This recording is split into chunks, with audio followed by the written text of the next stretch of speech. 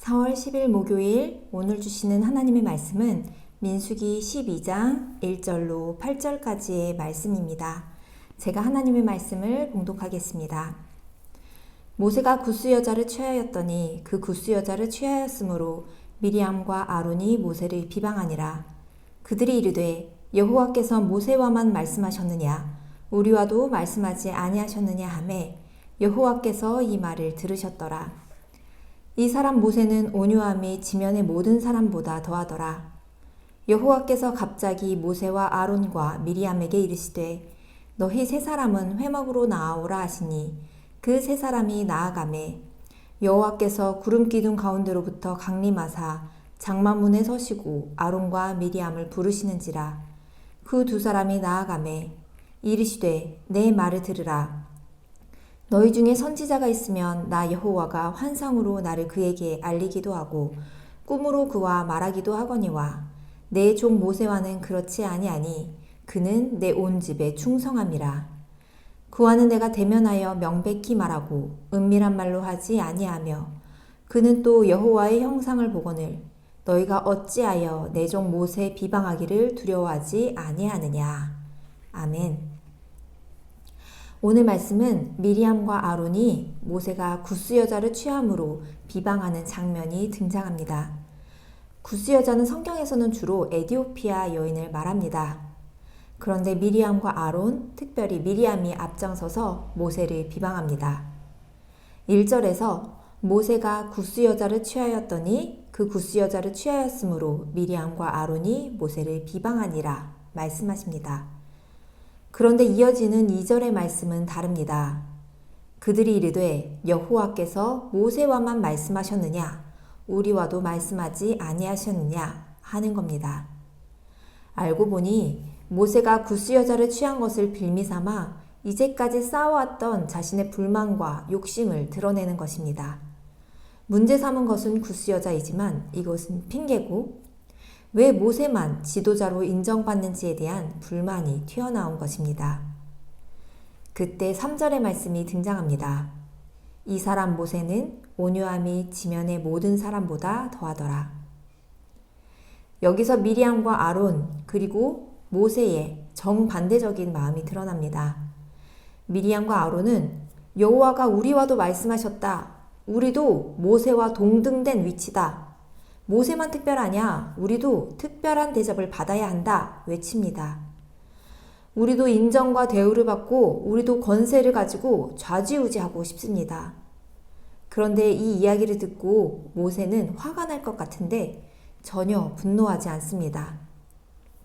모세는 온유합니다.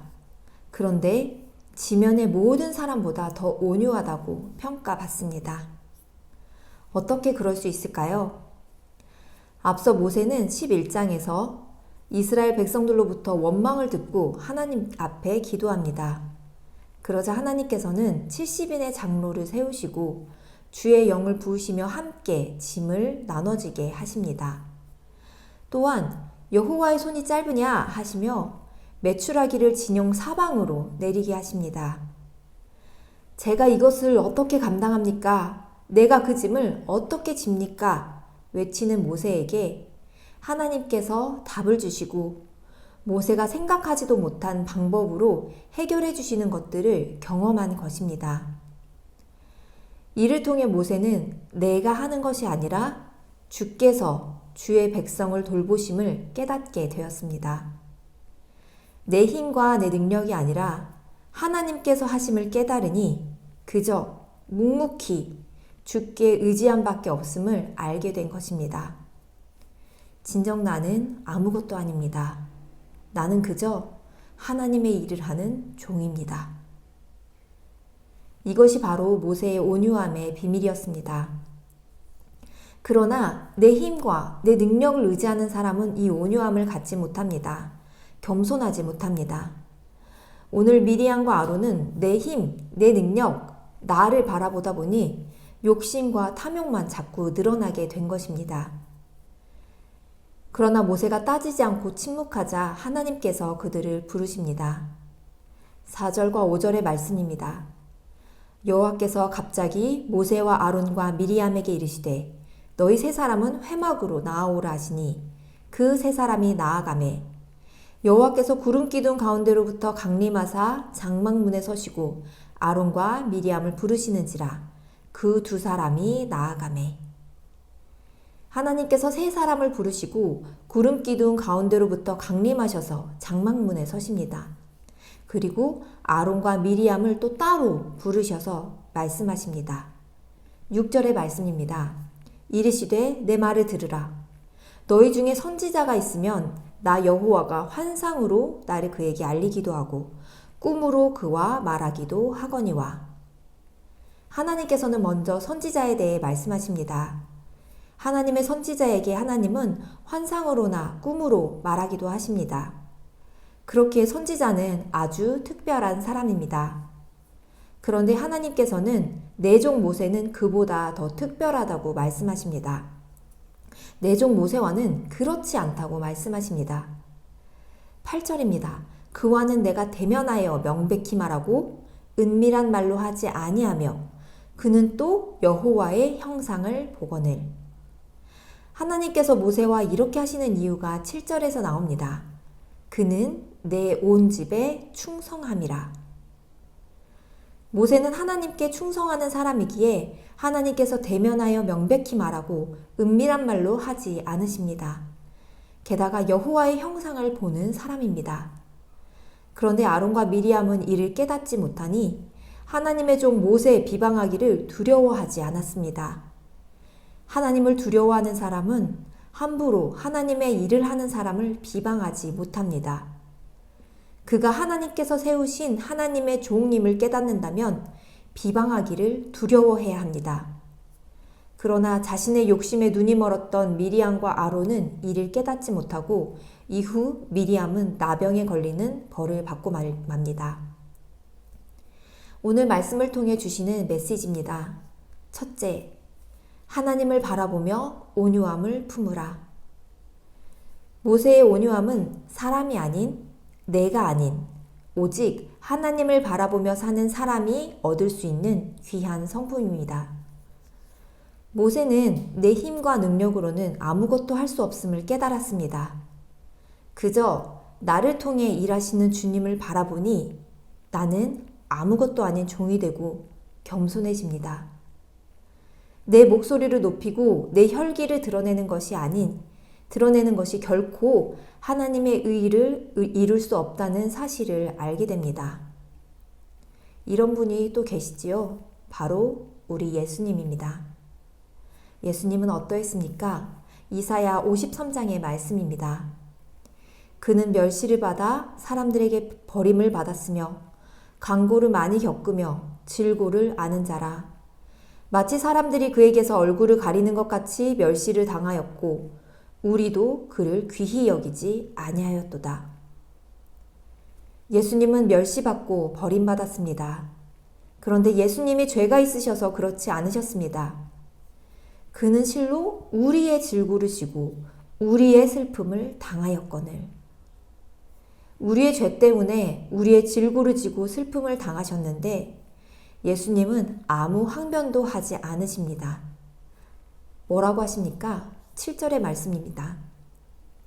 그가 곤욕을 당하여 괴로울 때도 그의 입을 열지 아니하였으며 마치 도수장으로 끌려가는 어린 양과 털 깎는 자 앞에서 잠잠한 양같이 그의 입을 열지 아니하였도다. 예수님은 하나님의 뜻을 아셨기에 하나님의 구속 계획을 이루시기 위해서 그 고통스러운 십자가에 매달리면서도 아무런 원망도 불평도 하지 않으셨습니다. 오히려 그 와중에도 우리의 무지함으로 인한 죄를 용서해달라고 아버지께 기도하십니다. 하나님께 죽기까지 순종하신 예수 그리스도로 인해 우리는 새 생명을 얻었습니다. 예수님의 온유하심이 우리를 살리셨습니다. 우리도 모세의 온유함, 예수님의 온유함을 닮아가야 합니다. 사람을 바라보게 되면 우리는 자꾸 비교하고 판단하고 정죄하고 시기하게 됩니다. 미리암도 인정받는 모세를 바라보고 나도 인정받을 만한데? 하고 나를 바라보니 자꾸 탐욕이 생겼던 것입니다. 그러나 무능력한 내가 아닌 저 사람이 아닌 위대하신 능력의 주 하나님을 바라보는 사람은 겸손하게 됩니다. 온유하게 됩니다. 하나님의 뜻을 이 땅에 이루어 드리는 하나님의 종이 됩니다. 온유한 마음으로 그리스도의 뒤를 따라가는 성도가 되시길 바랍니다. 둘째 주시는 말씀입니다. 판단하시는 하나님을 기억하라. 샘을 내어 미워하는 것 또는 남이 잘 되어가는 것을 싫어하고 질투하는 것, 바로 시기입니다. 사촌이 땅을 사면 배가 아프다는 속담이 있습니다. 그만큼 사람의 마음은 쉽게 시기가 일어납니다. 그러나 로마서 1장 29절 성경은 분명하게 이야기합니다. 모든 불의와 추악, 탐욕, 악의가 가득한 자, 시기, 살인, 분쟁, 사기, 악독이 가득한 자, 수군수군하는 자, 비방하는 자, 이들은 사형에 해당한다고 말씀하십니다. 오늘 미리암과 아론은 이 모든 죄를 행했습니다. 모세를 시기했고 비방했습니다. 하나님의 사람 비방하기를 두려워하지 않았습니다. 우리도 하나님의 사람 비방하기를 두려워하지 않고 계속 행할 때가 있습니다. 그러나 이는 두려워해야 할 죄입니다. 목사님, 전도사님뿐만 아니라 하나님 안에 있는 모든 성도가 하나님의 성령을 함께 받은 하나님의 사람입니다.